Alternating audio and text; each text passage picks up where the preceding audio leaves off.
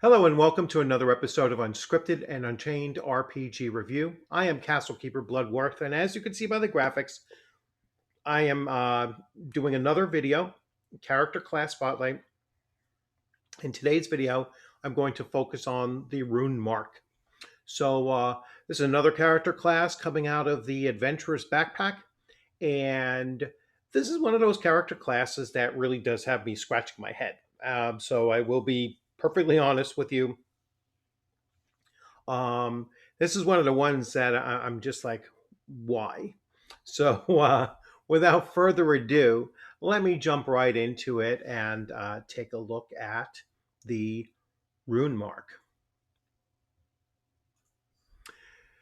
So here we go. The Rune Mark is a charisma-based character class.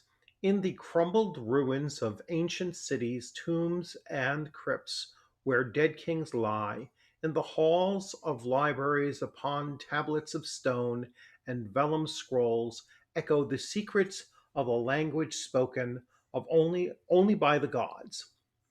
In their ruin lay written clues and faint memories of the power and glory, unnoticed by all but a few, passed by as curiosities or riddles best forgotten.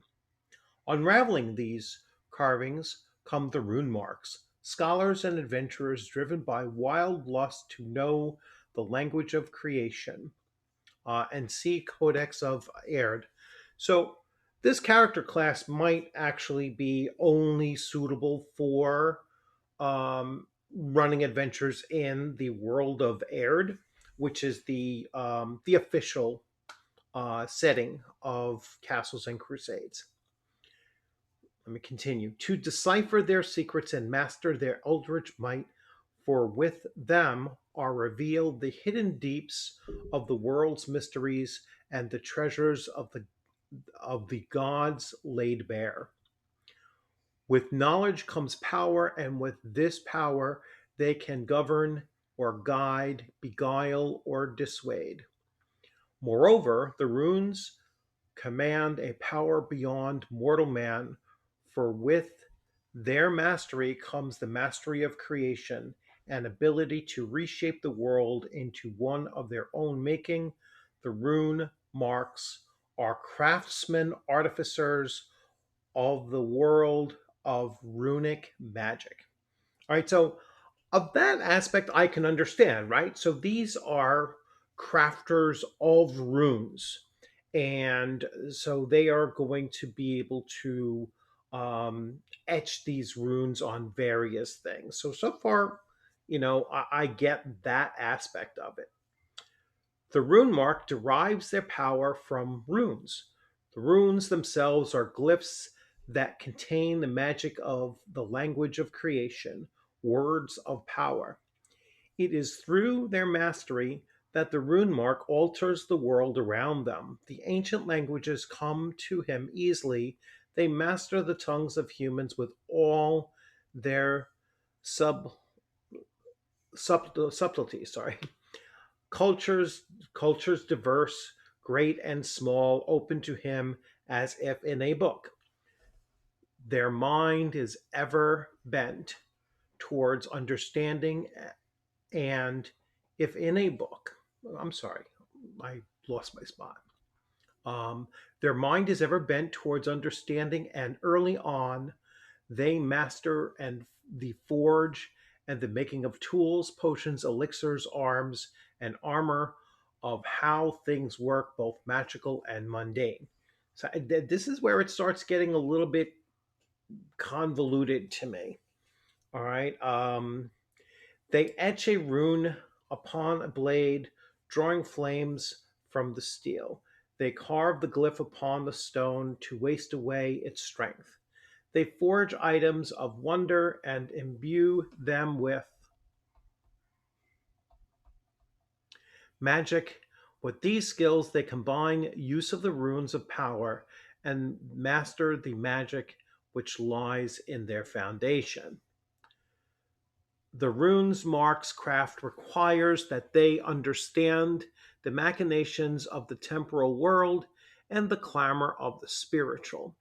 They can be headstrong at times, for theirs is a knowledge that harnesses the powers of both the worlds, giving him an insight they believe others never attain. They are able to look into the hearts and minds of men with their ability to discern subtle nuances, see them for who they truly are. Rune marks do not cast spells as other magic using classes. They master runes and the magics contained within them. The rune marks do not shy away from combat. They are skilled in the use of most weapons and are able to wear armor. Generally, they have no desire to fall upon their swords, and sacrifice their lives needlessly. Though they do not fear death, their lusts are for creation, not the end of it. They do not generally call men to arms and only rarely lead them into battle.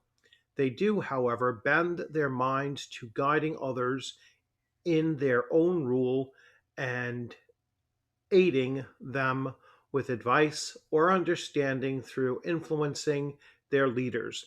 There is a power behind the throne, and the arm of the power, if need should call. Rune marks. The rune marks' quest to unravel the eldritch secrets of the ancient world, to exploit them for their own designs or the greater good, or for the sheer challenge of it. Rune marks come from all walks of life, poor or wealthy. They are joined with their brethren through the common desire for knowledge. So, their abilities. So, first is runes, right? Rune marks study the codices, books of lore that contain the runes. They learn to read and write these runes and the basic principles of understanding them. In order for a rune mark to unleash the magic of a rune from the codices, they must master it first.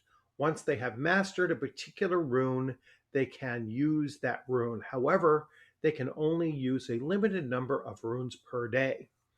The rune mark class table below lists the base number per level that they are able to use. Beginning runes. Rune marks begin play with 4 mastered runes. For each new level, they are able to master new runes of their choice from the codices. Refer to the rune mark class table below. All right, so bonus runes. With high charisma, they gain bonuses, just like all the other, all of the other spellcasting classes. Eidetic memory, intelligence. Rune marks study the vastly complicated language of creation and many variations of its written and spoken form. To master this language, their minds are trained to focus on and recognize a great deal of nuance. As such, they can recall people, places, events, and items with uncanny accuracy. So long as the rune mark has encountered it, they may attempt to recall it. This holds true even for things that they may not have directly noticed, such as a person within their peripheral vision. The recall works for all 5 senses. Alchemy, which is a charisma base, kind of strange. The rune mark practices alchemy. As such, they must learn a variety of crafts. All right, and you probably all know what alchemy is, so I'm going to just jump down. At 4th level, they are able to make any weapon or armor, etc. Their knowledge of the properties of things also has expanded, allowing them to concoct potions and poultices. They can also find a successful attribute check, create magical potions that have a similar effects to 1st and 2nd level spells. At 8th level, they can make expert weapons and armor. They can make their greater magical potions similar to 3rd and 5th level spells. At 12th level, they can forge +1 magic items, magic weapons or armor. They can also they can make even more potent magical potions, 6th level spells, and so on and so forth. Language mastery, the rune mark strives to master cultures, social norms, and languages. In order to use this ability, the rune mark must be immersed in a language for at least 4 days. Once this minimum requirement is met, they can master the tongue and so on. So there's additional based on levels as well. I'm going to start cutting through these because there was so much to this class um, that I literally don't want to spend a full hour just going over it all. Trace rune at 6th level, a rune mark can no longer needs to write a rune down. They can trace it in the air to unleash the power of it.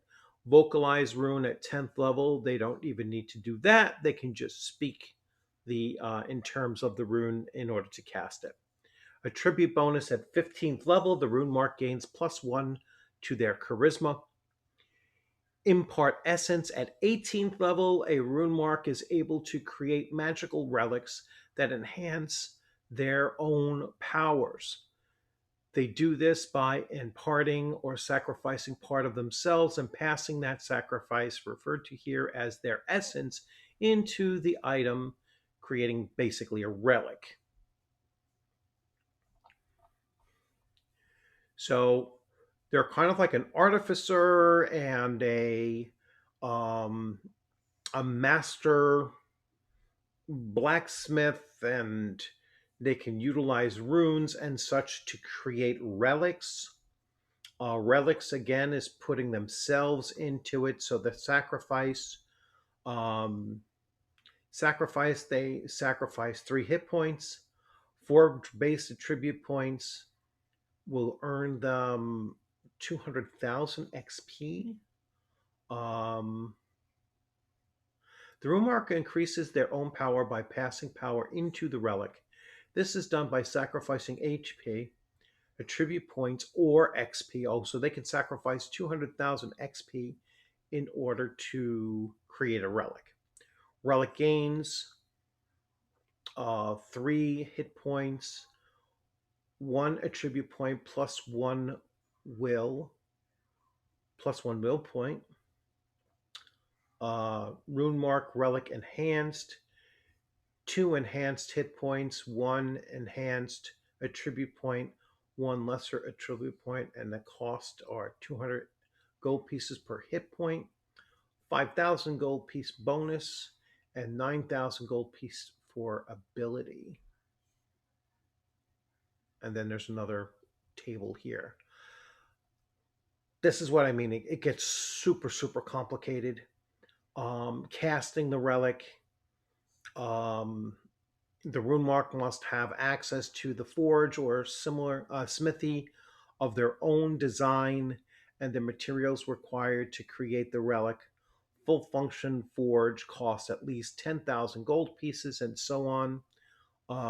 Again, this losing a relic means that the item has moved more than 12 inches or has been magically blocked by a barrier from the rune mark's possession. The rune mark immediately loses all of the relic's HP and attribute points, as well as the enhanced HP and attribute points and the relic's abilities.